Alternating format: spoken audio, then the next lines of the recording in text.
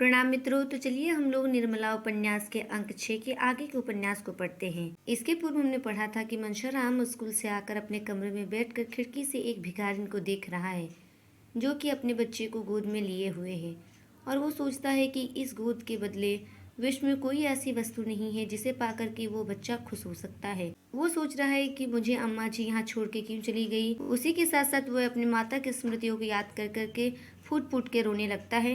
तो चलिए उसके आगे के उपन्यास को पढ़ते हैं। उसी समय तोताराम कमरे में आकर खड़े हो गए। मनसाराम ने छटपट आंसू पोंछ डाले और सिर झुकाकर खड़ा हो गया। मुंशी जी ने शायद यह पहली बार उसके कमरे में कदम रखा था।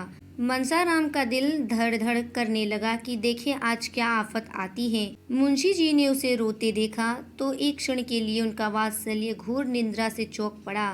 घबरा कर बोले, क्यों रोते क्यों हो बेटा? किसी ने कुछ कहा है? मनसाराम ने बड़ी मुश्किल से उमड़ते हुए आंसुओं को रोककर कहा, जी नहीं, रोता तो नहीं हूँ। मुंशी जी बोले, तुम्हारी अम्मा ने तो कुछ नहीं कहा? मनसाराम, जी नहीं, वह तो मुझसे बोलती ही नहीं। मुंशी जी बोले, क्या करूँ बेटा, शादी तो इसलिए की थी कि बच्चों को माँ मिल जाएगी, लेकिन वह आशा पूरी नहीं हुई। तो क्या बिल्कुल नहीं बोलती? मनसाराम ने कहा, जी नहीं, इधर महीनों से नहीं बोलती। मुंशी जी बोले, विचित्र स्वभाव की औरत है, मालूम ही नहीं होता कि क्या चाहती है। मैं जानता कि उसका ऐसा मिजाज होगा तो कभी शादी ना करता। रोज एक ना एक बात लेकर उठ खड़ी होती है। उसी ने मुझसे कहा था कि यह दिन भर ना जाने कहाँ गायब रहता है। मैं उसके दिल की बात क्या जानता था। समझा तुम कुसंगत में पड़कर शायद दिन भर घूमा करते हो। कौन ऐसा पिता है जिसे अपने प्यारे पुत्र को आवारा फिरते देखकर रंज ना हो। इसलिए मैंने तुम्हें बोर्डिंग हाउस में रखने का निश्चय किया था, बस, और कोई बात नहीं थी। बेटा, मैं तुम्हारा खेलना कूदना बंद नहीं करना चाहता था। तुम्हारी यह दशा देखकर मेरे दिल के टुकड़े हुए जाते हैं। कल मुझे मालूम हुआ, मैं भ्रम में था। तुम शौक से खेलो, सुबह शाम मैदान में निकल जाया करो, ताजी हवा से तुम्हें लाभ होगा। जिस चीज़ की ज़रूरत हो मुझसे कहो, उनसे कहने की ज़रूरत नहीं। समझ लो कि वह घर में है ही नहीं। तुम्हारी माता छोड़कर चली गई तो मैं तो हूँ। बालक का सरल निष्कपट हृदय पितृ प्रेम से पुलकित हो उठा। मालूम हुआ कि साक्षात भगवान खड़े हैं। नैराश्य और क्षोभ से विकल होकर उसने मन में अपने पिता को निष्ठुर और ना जाने क्या क्या समझ रखा था।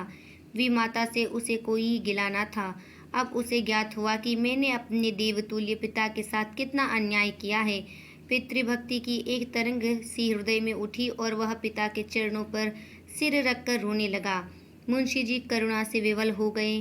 जिस पुत्र को क्षण भर आंखों से दूर देखकर उनका हृदय व्यग्र हो उठता था, जिसके शील, बुद्धि और चरित्र का अपने पराये सभी बखान करते थे, उसी के प्रति उनका हृदय इतना कठोर क्यों हो गया। वह अपने ही प्रिय पुत्र को शत्रु समझने लगे, उसको निर्वासन देने को तैयार हो गए। निर्मला पुत्र और पिता के बीच में दीवार बनकर खड़ी थी। निर्मला को अपनी ओर खींचने के लिए पीछे हटना पड़ता था और पिता तथा पुत्र में अंतर बढ़ता जाता था। फलता आज यह दशा हो गई है कि अपने अभिन्न पुत्र से उन्हें इतना छल करना पड़ रहा है।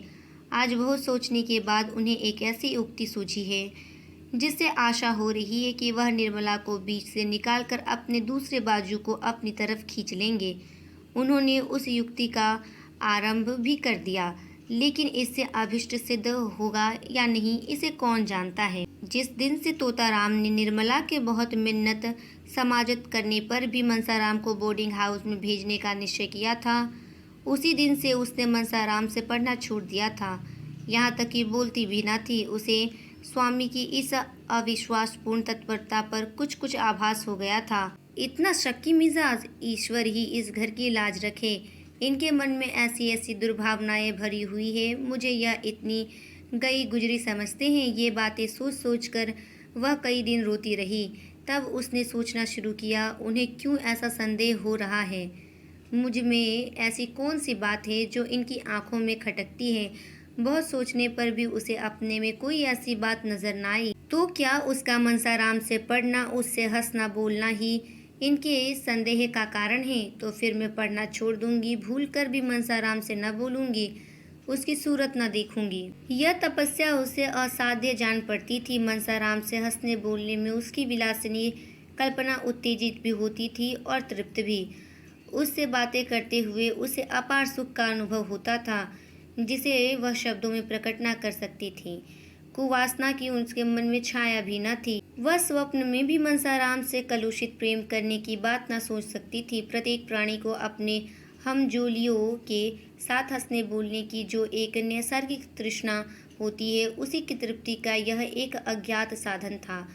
अब वह अतृप्त तृष्णा निर्मला के हृदय में दीपक की भांति जलने लगी। रह रहकर उसका मन किसी अज्ञात वेदना से विकल हो जाता। खोई हुई किसी अज्ञात वस्तु की खोज में इधर उधर घूमती फिरती, जहाँ बैठती वहाँ बैठी ही रह जाती, किसी काम में जी न लगता। हाँ, जब मुंशी जी आ जाते, वह अपनी सारी तृष्णाओं को नैराश्य में डुबोकर उनसे मुस्कुराकर इधर उधर की बातें करने लगती। कल जब मुंशी जी भोजन करके कचहरी चले गए तो रुक्मणी ने निर्मला को खूब तानों से छेदा।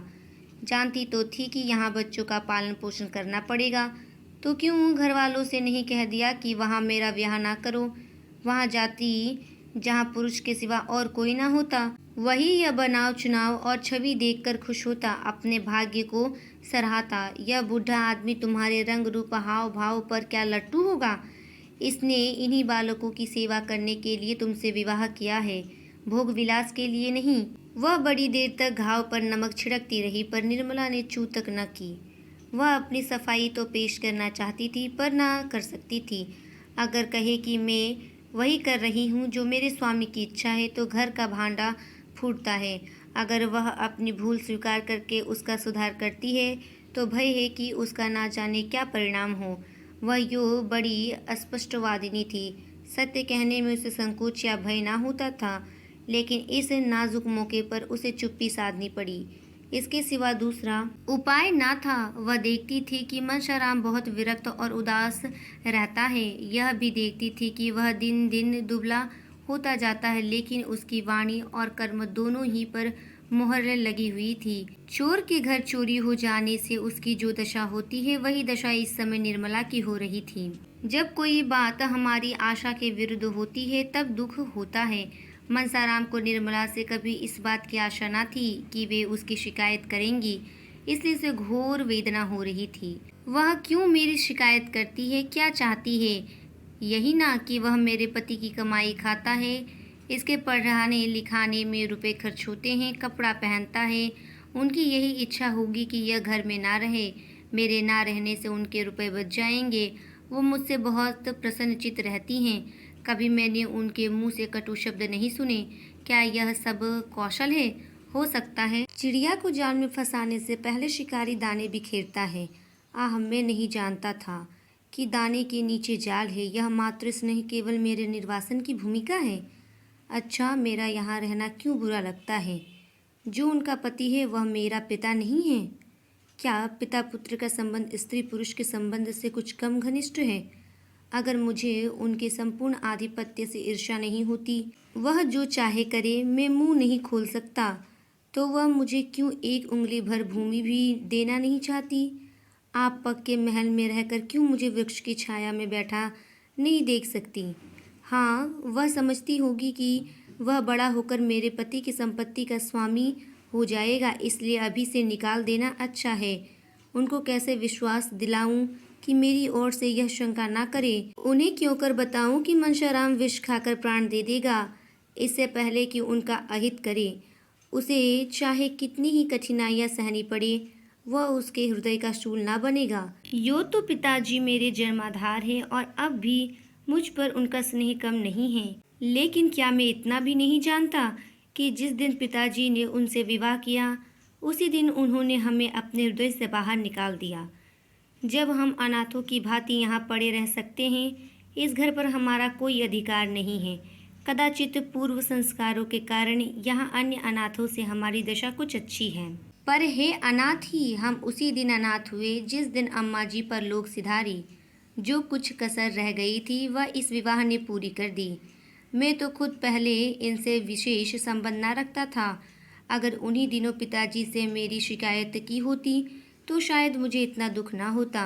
मैं तो उस आघात के लिए तैयार बैठा था। संसार में क्या मैं मजदूरी भी नहीं कर सकता? लेकिन बुरे वक्त में इन्होंने चोट की। हिंसक पशु भी आदमी को गाफिल पाकर ही चोट करते हैं। इसलिए मेरी आवभगत होती थी।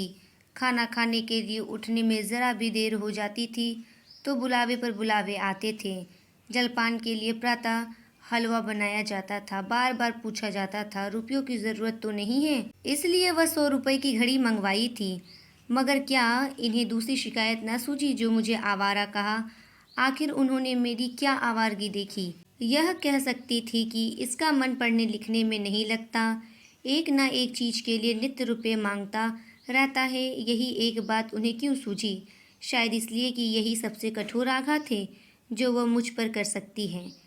पहली ही बार उन्होंने मुझ पर अग्निबाण चला दिया, जिससे कहीं शरण नहीं।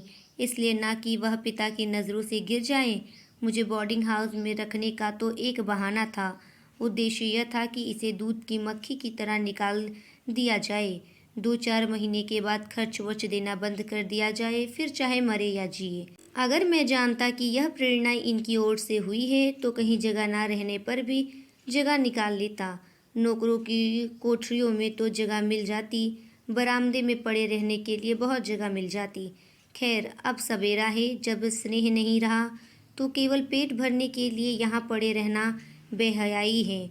यह अब मेरा घर नहीं। इसी घर में पैदा हुआ हूँ, यहीं खेला हूँ, पर यह अब मेरा नहीं। पिताजी भी मेरे पिता नहीं हैं। मैं उनका पुत्र हूँ, पर वह मेरे पिता नहीं है। संसार के सारे नाते स्नेह के नाते हैं। जहाँ स्नेह नहीं वहाँ कुछ नहीं। हाय अम्मा जी, तुम कहाँ हो? यह सोचकर मनसाराम रोने लगा। जो जो मातृ स्नेह की पूर्व स्मृतियाँ जागृत होती थी, उसके आंसू उमड़ते आते थे। वह कई बार अम्मा अम्मा पुकार उठता, मानो वह खड़ी सुन रही है। मातृहीनता के दुख का आज उसे पहली बार अनुभव हुआ। वह आत्माभिमानी था, साहसी था, पर अब तक सुख की गोद में लालन पालन होने के कारण वह इस समय अपने आप को निराधार समझ रहा था। इसके आगे के उपन्यास को हम अगले वीडियो में पढ़ेंगे। तब तक के लिए धन्यवाद।